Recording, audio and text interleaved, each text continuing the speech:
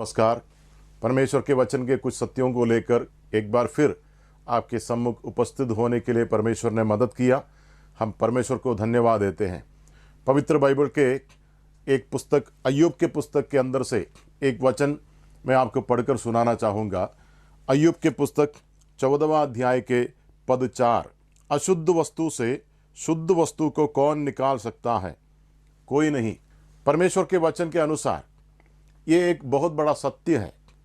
एक वस्तु अशुद्ध है या शुद्ध है, किस आधार पर निर्धारित किया जाता है? यहाँ प्रभु कहता है उस वस्तु जहाँ से निकला है, यदि वो स्रोत शुद्ध है तो वस्तु भी शुद्ध होगा। स्रोत यदि अशुद्ध है तो वस्तु भी अशुद्ध होगा। मैं आपको बाइबल के सबसे पहला पुस्तक उत्पत्ति के पुस्तक की ओर आपके ध्यान को लेकर जाना चाहता हूँ, जहाँ पर उत्पत्ति का मतलब है आरंभ, शुरुआत। सारी चीज़ों का शुरुआत हमें उत्पत्ति में मिलता है। परमेश्वर को छोड़कर बाकी सारी चीज़ों का शुरुआत होती है। बाइबल ऐसा शुरू होता है, आदि में परमेश्वर ने आकाश और पृथ्वी की सृष्टि की। परमेश्वर की सृष्टि किसी ने कभी नहीं किया। परमेश्वर की सृष्टि होती नहीं है, पर परमेश्वर सृष्टि करता है। उसका मतलब यह है परमेश्वर को छोड़कर बाकी सारी चीज़ों का उत्पत्ति होता है, शुरुआत होता है। और बाइबल का सबसे पहला पुस्तक उत्पत्ति के अंदर सारी चीज़ों का शुरुआत होता है।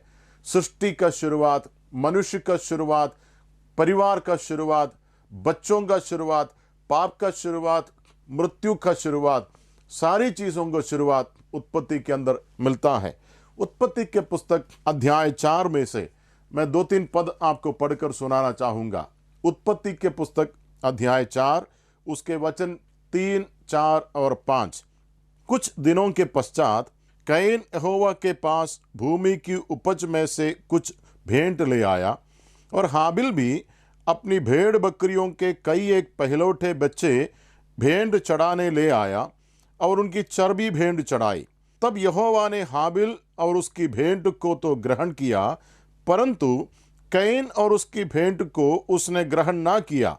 तब कैन अति क्रोधित हुआ और उसके मुंह पर उदासी छा गई। 2 व्यक्तियों का नाम उल्लेख किया गया है, कैन और हाबिल। आखिर ये दोनों कौन हैं? परमेश्वर के वचन के अंदर विशेषकर पुराना नियम में वंशावलियों का बहुत महत्व दिया गया है। मतलब एक व्यक्ति का नाम जब लिया जाएगा, यह भी बताया जाएगा ये व्यक्ति किसके बच्चे हैं, किसके बेटा है, किसके पुत्र हैं। और उसका बाइबल के पुराने नियम में बहुत ही मतलब है, मूल्य है। आज भी हम जब कोई सरकारी दस्तावेज करवाते हैं तो अपने नाम लिखने के बाद ये जरूरी है लिखना हम किसके बेटे हैं, पिता का नाम लिखना जरूरी होता है। यहाँ पर भी 2 भाइयों का, 2 लोगों का नाम दिया गया है और हमें पता करना जरूरी है ये कौन है, कहाँ से आया, इनके पिता कौन है। मैंने जैसे आपको कहा, बाइबल के उत्पत्ति के पुस्तक के अंदर मनुष्य का शुरुआत होता है। उत्पत्ति अध्याय 1 और 2 मिलाकर हम पढ़ेंगे, वहां पर ऐसा लिखा है, आदि में परमेश्वर ने जब आकाश और पृथ्वी को बनाया, उसके साथ साथ परमेश्वर ने मनुष्य का भी निर्माण किया। मनुष्य परमेश्वर की निर्मिति है। परमेश्वर ने आदि मानव को बनाया, एक पुरुष को बनाया, एक स्त्री को बनाया, और उस पुरुष और स्त्री के संबंध के द्वारा फिर संसार में बच्चे पैदा हो गए। परमेश्वर की योजना के अनुसार परमेश्वर ने कहा, तुम फूलो फलो और सारे पृथ्वी में फैल जाओ। बाइबल के अनुसार हम सभी लोग एक ही माता पिता से उत्पन्न हुए हैं। हम सबों का आदि माता पिता एक हैं। उनका नाम बाइबल में दिया है, पति का नाम या पुरुष का नाम आदम है, पत्नी या स्त्री का नाम हव्वा है। ये आदि माता पिता हैं। जिन भाइयों का नाम हमने पढ़ा उत्पत्ति अध्याय 4 में, कैन और हाबिल, ये दोनों आदि माता पिता के बच्चे हैं। लेकिन सबसे पहले जो वचन मैंने आपको पढ़कर सुनाया वो वचन में एक प्रश्न है, क्या अशुद्ध वस्तु से शुद्ध वस्तु उत्पन्न हो सकता है? वो वचन हम यहां पर थोड़ा लागू करके देखना जरूरी है। क्या अशुद्ध माता पिता से शुद्ध बच्चे उत्पन्न हो सकता है? अभी हमें इनके माता पिता की ओर थोड़ा सा ध्यान देना जरूरी है। आदम और हव्वा परमेश्वर के द्वारा बनाए गए सृष्टि है, परंतु बाइबल बताती है उत्पत्ति अध्याय 2 में परमेश्वर ने इन पति पत्नी को आज्ञा दिया। परमेश्वर ने एक विशेष आज्ञा दिया। वो विशेष आज्ञा इस प्रकार था, वाटिका के अंदर जहां पर परमेश्वर ने इनको रखा था, उस वाटिका के मध्य में एक वृक्ष है। उस वृक्ष का फल खाने के लिए परमेश्वर ने मना किया। परंतु बाइबल के उत्पत्ति अध्याय 3 में हम इस प्रकार पढ़ते हैं, परमेश्वर की आज्ञा का उल्लंघन करके आदम हव्वा दोनों ने पाप किया। जिस फल को खाने के लिए मना किया था, उस फल दोनों ने खाया। परिणाम क्या हो गया? परिणाम यह है, जब आज्ञा का उल्लंघन होता है, विशेषकर परमेश्वर की आज्ञा का जब उल्लंघन होता है, उस उल्लंघन को एक नाम दिया गया है, वो है पाप। पाप एक छोटा सा शब्द है, परंतु पाप का मतलब है परमेश्वर की आज्ञा का उल्लंघन, परमेश्वर के विरोध करना, परमेश्वर के विरोध में बलवा करना, परमेश्वर के अधीन नहीं रहना। यह सब पाप का परिभाषा है। सबसे पहला पाप आदम के वाटिका में शुरू हो गया, और सबसे पहला पाप आदि माता पिता ने किया, आदम हव्वा ने किया। जब परमेश्वर ने आज्ञा दिया, परमेश्वर ने यह भी बताया, यदि तुम आज्ञा का उल्लंघन करोगे, उसका परिणाम होगा मृत्यु। प्रभु ने कहा, जिस दिन तुम इस फल खाओगे, उसी दिन तुम मरोगे। शारीरिक रूप में आदम नहीं मरा। शारीरिक रूप में आदम और भी लंबे समय तक जीवित रहा। बाइबल बताती है आदम के कुल आयु लगभग 930 वर्ष था। मतलब पाप करने के बाद भी शारीरिक रूप में आदम जीवित रहा। परंतु परमेश्वर ने कहा था, जिस दिन तुम फल खाओगे, उसी दिन तुम मरोगे। क्या परमेश्वर ने गलत बोला, झूठ बोला? कभी नहीं। परमेश्वर झूठ नहीं बोल सकता है। परंतु जिस दिन आदम ने फल खाया, उस दिन कुछ हुआ। क्या हुआ? बाइबल के अनुसार हम ये समझते हैं, आदम आत्मिक रूप में मर गया। आत्मिक रूप में मरने का मतलब क्या होता है? आदम के अंदर से परमेश्वर निकल गया, या परमेश्वर का जीवन निकल गया। मृत्यु में क्या होता है? मृत्यु में शरीर के अंदर से जीवन निकल जाता है। आत्मिक मृत्यु में एक व्यक्ति के अंदर से आत्मिक जीवन निकल जाता है। आदम ने जब पाप किया, शारीरिक जीवन निकल नहीं गया, परंतु आदम के अंदर से आत्मिक जीवन अर्थात परमेश्वर का जीवन, या ऐसा समझिए स्वयं परमेश्वर निकल गया। आदम के अंदर से जब परमेश्वर निकल गया, तो कुछ अंदर आ गया। क्या अंदर आया? प्रभु का वचन बताता है, जब परमेश्वर निकल गया, पाप अंदर आया। मनुष्य के अंदर पाप अंदर है। कब से है? जब से आदम ने पाप किया, तब से आदम के अंदर जिस प्रकार पाप प्रवेश किया, हम सारे मानव जाति आदम में से निकल कर आए हैं। जिन दो भाइयों का नाम हमने सबसे पहले देखा, वो दोनों भाई आदम हव्वा के बच्चे हैं। ये दोनों बच्चे आदम हव्वा परमेश्वर के नियम का उल्लंघन करने के बाद पैदा हो गए। उसका मतलब यह है, परमेश्वर का नियम का जब उल्लंघन आदम हव्वा ने किया, ये दोनों बच्चे उनके अंदर थे, क्योंकि ये बच्चे उनमें से निकला। ये बच्चे उनके अंदर से निकले। ये बच्चों का स्रोत कौन है? ये बच्चों का स्रोत आदि माता पिता है, जो पापी बन गया, जो आत्मिक रूप में मर गया। आत्मिक रूप में मरा हुआ माता पिता से जब बच्चे पैदा होता है, बच्चे भी आत्मिक रूप में मरा हुआ होता है। प्रभु के वचन के अंदर प्रेरितों के पुस्तक 17वां अध्याय में इस प्रकार लिखा है, परमेश्वर ने सारे संसार में वास करने के लिए एक ही माता पिता से सारे मानव जाति को निर्माण किया। मतलब आज पृथ्वी में जितने मनुष्य हैं उन सारे मनुष्यों का आदि मूल माता पिता एक ही हैं। हम सभी लोग आदम हव्वा से निकले हैं। कब निकले हैं? आदम हव्वा को बच्चे पाप करने के बाद पैदा हो गया। उसका मतलब अशुद्ध माता पिता से ही बच्चे पैदा हो गए। जिस पद को हमने सबसे पहले पढ़ा वो पद में एक और बार आपको याद दिलाना चाहता हूं। वो पद इस प्रकार है, क्या कोई अशुद्ध वस्तु से शुद्ध वस्तु निकल सकता है? कभी नहीं। आदि माता पिता आदम हव्वा अशुद्ध हो गए। जब अशुद्ध हो गया, उनके अंदर से जितने बच्चे पैदा हो गया वो सारे बच्चे अशुद्ध होकर पैदा हो गया। प्रभु के वचन के अंदर एक बहुत बड़ा सत्य है। वो सत्य है, आज हम मनुष्य जन्म लेने से पहले पापी हैं। हम जन्म लेने के बाद पाप करने के बाद पापी नहीं बनते हैं, परंतु हम पाप का स्वभाव लेकर पैदा होते हैं। हमारे अंदर पाप का स्वभाव कब से है? बाइबल के भजन संहिता 51 अध्याय के अंदर दाऊद कहता है, मेरे माता के गर्भ के अंदर से मैं पापी हूं। पाप का स्वभाव मेरी मां के अंदर से, गर्भ के अंदर से मुझे मिला। ये कहां से आया? ये मेरे माता पिता से मुझे मिला। और इसलिए एक बच्चा जब पैदा होता है, वो बच्चा देखने के लिए सुंदर है। वो छोटे बच्चे कोई पाप का काम करते नहीं है, बोलते नहीं है, सोचते भी नहीं है, परंतु बाइबल बताते हैं उस बच्चे जब पैदा होता है, उस बच्चे के अंदर सारे के सारे पाप का गुण पाया जाता है। ये गुण उसको कहां से मिला? ये गुण उसको उनके माता पिता से मिला। उनके माता पिता को कहां से मिला? उनके माता पिता से मिला। यदि आप पीछे को जाएंगे, हजारों साल पीछे को जाएंगे, हम कहां जाकर रुकेंगे? हम जाकर आदि माता पिता आदम हव्वा में जाकर रुकेंगे।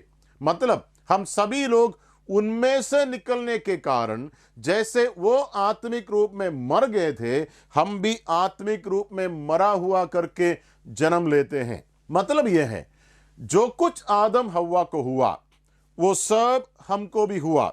जैसे कि उदाहरण के लिए मेरे हाथ में ये जो पेपर हैं, ये पेपर यदि मैं इस बाइबल के अंदर रखता हूं और उसके बाद ये बाइबल मैं जहां पर भी रखूंगा वहां पर ये अंदर वाला पेपर भी जाएगा।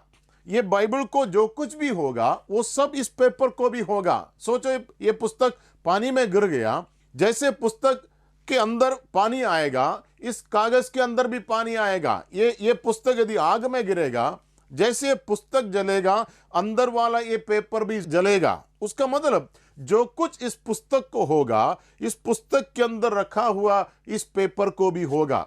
यही हुआ जब आदम और हव्वा पाप किया। हम सभी लोग उसी के अंदर थे, क्योंकि हम सब उसमें से निकले हैं। और जो कुछ उसको हुआ वो सब हमको भी हुआ, और जब उसको हुआ उसी समय हमको भी हुआ। ये बात अंगीकार करना, समझना थोड़ा मुश्किल है, परंतु सत्य यह है, आदम ने जब पाप किया, मैं और आप आदम के अंदर था, इसलिए आदम को जो कुछ भी हुआ वो सब हमको भी हुआ। आदम पापी बन गया। आदम के माथे पर एक पट्टी लिखा गया। वो पट्टी यह है कि मैं पापी हूं। आदम पापी है, परमेश्वर की नजर में पाप करके, नियम का उल्लंघन करके वो पापी बन गया। आत्मिक रूप में आदम मरा हुआ बन गया, और इसलिए जो कोई आदम में से निकला उनके माथे पर भी पापी शब्द लिखा हुआ है। उनके माथे पर पापी का लेबल चिपकाया गया है। जितने बच्चे संसार में पैदा होता है उन सारे बच्चों के माथे पर यह लेबल लिखा हुआ है, पापी। हम सभी लोग पाप का स्वभाव को लेकर पैदा होते हैं, और इसलिए हम जैसे बड़े होते हैं, छोटे बच्चे जैसे जैसे बड़े होते हैं, पाप का स्वभाव जो अंदर है वो बाहर आने लगता है। प्रभु यीशु मसीह के द्वारा कहा गया एक वचन मैं आपको पढ़कर सुनाना चाहता हूं, जो मरकुस के सुसमाचार उसके 7वां अध्याय 20, 21, 22 पदों को मैं पढ़ता हूं। फिर उसने कहा, जो मनुष्य में से निकलता है वही मनुष्य को अशुद्ध करता है, क्योंकि भीतर से अर्थात मनुष्य के मन से बुरे बुरे विचार, व्यभिचार, चोरी, हत्या, परस्त्री गमन, लोभ, दुष्टता, छल, लुचपन, कुदृष्टि, निंदा, अभिमान और मूर्खता निकलती हैं। ये सब बुरी बातें भीतर ही से निकलती हैं और मनुष्य को अशुद्ध करती हैं। मनुष्य के अंदर से निकलती हैं, पर अंदर गया कब? यदि अंदर से कुछ निकलना चाहिए तो अंदर जाना भी तो चाहिए। यदि ये सारे के सारे पाप अंदर से निकलता है, ये पाप अंदर कब गया? वही तो दाऊद कहता है, जब मैं मेरी मां के गर्भ में था तब से ये सारे के सारे पाप मेरे अंदर प्रवेश किया। मैं जन्म से पापी हूं, पाप का स्वभाव लेकर मैं पैदा हुआ हूं। मेरे प्यारे भाई और बहन, मेरे प्यारे मित्र, ये मेरी और आपकी कहानी है, ये मेरा और आपका जीवन है। मैं और आप जन्म से पापी होने के कारण जब थोड़ा थोड़ा बड़ा होता है तो पाप का परिणाम, पाप का स्वभाव हमारे कार्यों के द्वारा, हमारे शब्दों के द्वारा, हमारे व्यवहारों के द्वारा, हमारे दृष्टि के द्वारा, हमारे सोच विचार के द्वारा बाहर आता है। हम जन्म से पापी हैं, ये बाइबल सिखाने वाली एक बहुत बड़ी सत्य है। परंतु आज हम आपको ये शुभ संदेश सुनाना चाहते हैं, वो ये है, आप अपने पाप के स्वभाव से छुटकारा पा सकते हैं। यह है शुभ संदेश, यह है सुसमाचार। आपके पाप के स्वभाव से परमेश्वर आपको छुटकारा देना चाहता है। उसके लिए परमेश्वर ने खुद एक योजना बनाया। वो योजना यह है, 2000 साल पूर्व परमेश्वर स्वयं मनुष्य बनकर इस धरती पर आया और उस व्यक्ति का नाम है प्रभु यीशु मसीह। प्रभु यीशु मसीह क्यों आया?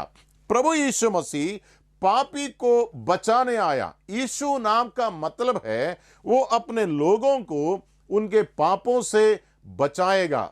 आज मेरे और आपके सबसे बड़ी समस्या क्या है? हमारे सबसे बड़ी समस्या यह है, हमारे अंदर पाप का स्वभाव है।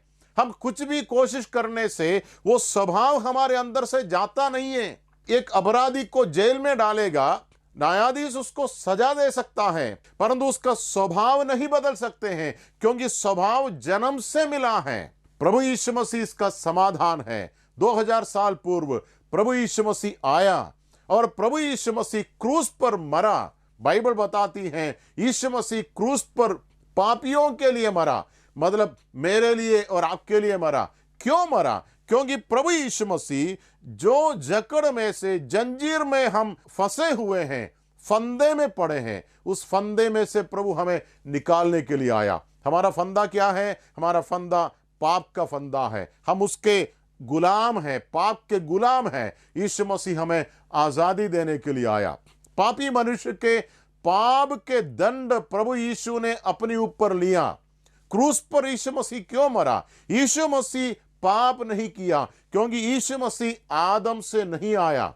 यीशु मसीह आदम के पुत्र में से नहीं है। हम और आप आदम के पुत्र में से हैं। यीशु मसीह आदम के पुत्र में से नहीं है, इसलिए यीशु मसीह में पाप नहीं है। मेरे और आपके अंदर पाप है, यीशु मसीह में पाप नहीं है। वो निष्पाप और निर्दोष निष्कलंक परमेश्वर है। कन्या के द्वारा उत्पत्ति हुआ, कन्या के द्वारा जन्म लिया। वो परमेश्वर होने के कारण क्रूस पर मरने के बाद प्रभु यीशु मसीह 3 दिन के बाद मृतकों में से जी उठा, आज भी जीवित है। सुसमाचार यह है, आज जो कोई प्रभु के सामने, यीशु मसीह के सामने ये स्वीकार करेंगे, प्रभु जी मैं जन्म से पापी हूं और पापी होने के कारण परमेश्वर के दंड अर्थात नरक के मैं योग्य हूं, परंतु मैं विश्वास करता हूं प्रभु यीशु मसीह 2000 साल पूर्व मुझ पापी के लिए क्रूस पर मरा। मैं विश्वास करता हूं प्रभु यीशु मसीह मरने के 3 दिन बाद जिंदा हो गया। आज यीशु मसीह को मैं अपने हृदय के अंदर स्वीकार करता हूं। यदि आप अपने पापों के बारे में पश्चाताप करके प्रभु यीशु मसीह को अपने अंदर स्वीकार करोगे, प्रभु यीशु आपके अंदर आएगा, आपका जीवन बदल जाएगा, चरित्र बदल जाएगा, पाप के स्वभाव के ऊपर आपको प्रभु जय देगा। इस वर्तमान संसार में पाप के ऊपर जय पाकर एक जयवंत जीवन बिताने के लिए प्रभु आपकी मदद करेगा। उसके लिए हमारे सारे श्रोताओं को परमेश्वर आशीष दे। ये प्रार्थना और उम्मीद के साथ हम समाप्त करते हैं। आइए हम प्रार्थना करेंगे। स्वर्गीय पिता परमेश्वर, हम आपको धन्यवाद देते हैं। आज भी जीवन जल के कार्यक्रम सुनने वाले हमारे सारे मित्रों के लिए धन्यवाद देते हैं और प्रार्थना करते हैं प्रभु जी, यीशु मसीह के द्वारा मुफ्त में मिलने वाले क्षमा को, छुटकारे को, पापों से स्वतंत्रता को अनुभव करने के लिए हमारे हर एक श्रोता को आप मदद करिए। हमारी आपसे प्रार्थना है। आपके हाथों में इस प्रार्थना को मांगते हैं हमारे प्यारे उद्धारकर्ता प्रभु यीशु मसीह के अति श्रेष्ठ नाम में, आमीन। अगर